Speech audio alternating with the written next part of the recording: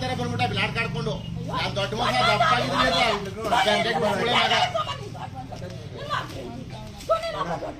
ನನ್ನ ಮಗಳ ಪ್ರಾಣ ತೆಗೆದ್ಬಿಟ್ರಲ್ಲ ಕಾಯ್ದೆ ನನ್ನ ಮಕ್ಕಳು ನನ್ನ ಮಗಳ ಪ್ರಾಣ ತೆಗೆದ್ಬಿಟ್ರು